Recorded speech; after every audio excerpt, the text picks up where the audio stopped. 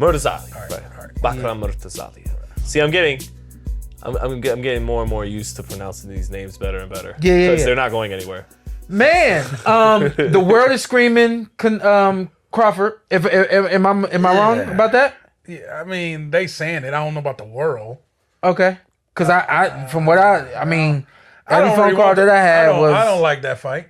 Crawford, it's a rite of passage right now, 54. If you win a belt or win a big fight, they're going to talk about you. How would he do against Terrence Crawford? Yeah. Because Crawford's Crawford. Yeah. And that's the weight class he's at now. Yeah. So I pitched that I like the Ennis fight, and there's people giving me some fair pushback, like, come on, man, this dude is not only a junior middleweight, he's about 6 feet tall. So Ennis, That don't mean shit. I hear you, right? Okay. But I hear you. But the point being, let Ennis get his feet wet at 54 before he goes in there with this guy.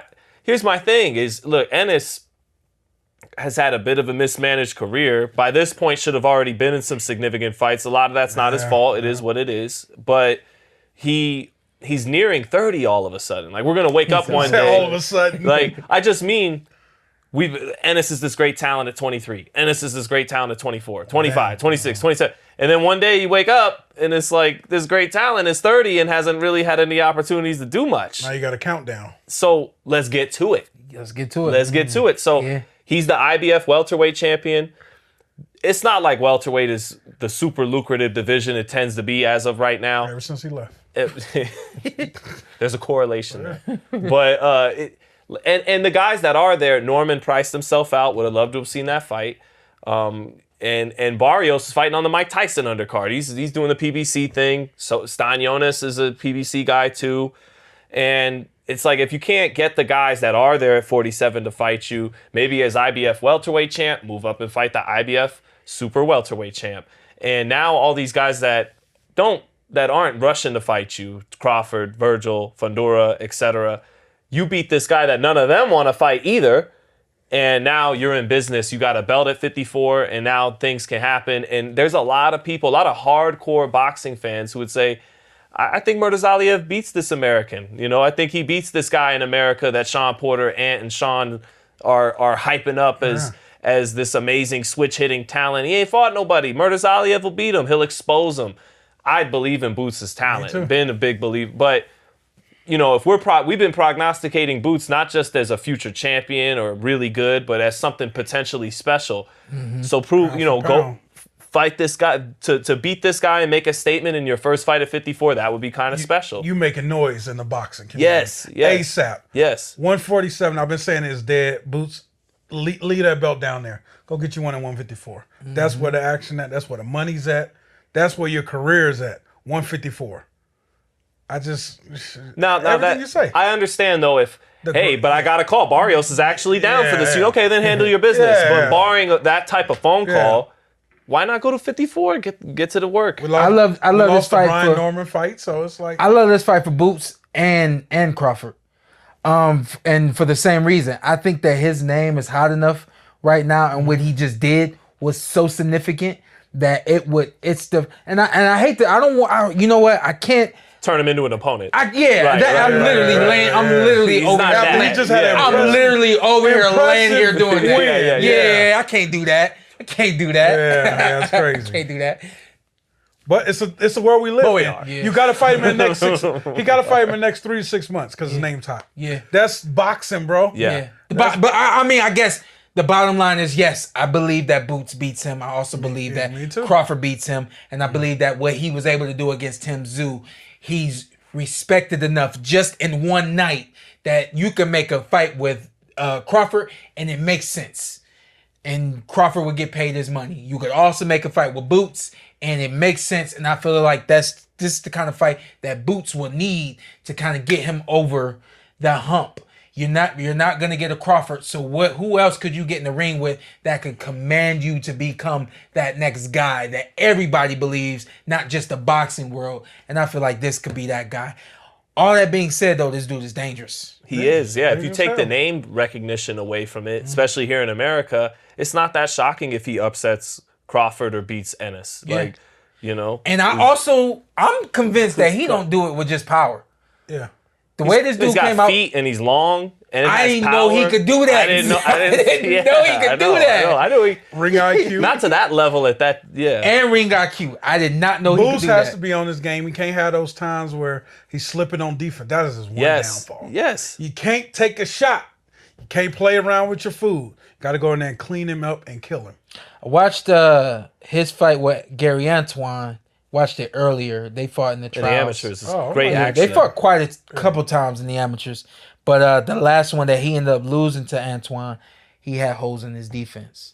Amateurs, you know, punching it, the gloves ain't as small. I mean, there's a whole list of things. But some of the tendencies that I see from him now, I saw then as well. So Okay, I'll go because covering football. And Jaron Ennis's defense, it's like an NFL team that on average would get 1 or 2 pick sixes a game, but also gives up 21 to 27 points a game. Like The Saints back in the day when they won it with Drew Brees. yeah, okay, there you go. Like what I mean by that is for every moment where Jaron has an amazing defensive highlight. Like, wow, that was a beautiful move. That was a move that goes beyond hands up, step out of range. Like, that was next level, in between punches, head movement. But then, not for every move he does like that, he tends to get out of the way more than he tends to get caught. But for every so many moves he has like that, then he gets caught flush by a shot that you feel like shouldn't be. Yeah, you're too good for that. I'm also still willing to bet that it's the opposition. I'm willing to bet that with your playing with this. Yeah, you can't play with your fool in this game. One guy that I always respect. Well, he's trying to get knockouts. He's trying to be exciting, and so I'll take one to get this guy out of here. And I guess he plays to social media. That's kind of what they live in. But like when Earl Spence and Terrence Crawford, when they were coming up, they didn't play with their food. I'm getting you out of here. I'm doing what I got to do. Win this fight. I'm moving on.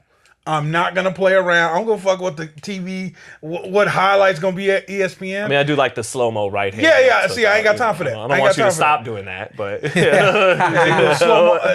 I want just go ahead and handle your business. Get the hell out of there, man. Because your level's above who you're playing with right now, and it takes that one moment. Hey, I know. Go ahead. Yeah. You've never seen Murtazaliev be other than this fight. We was talking. I seen him on the undercard Just a little bit. Fight. Yeah.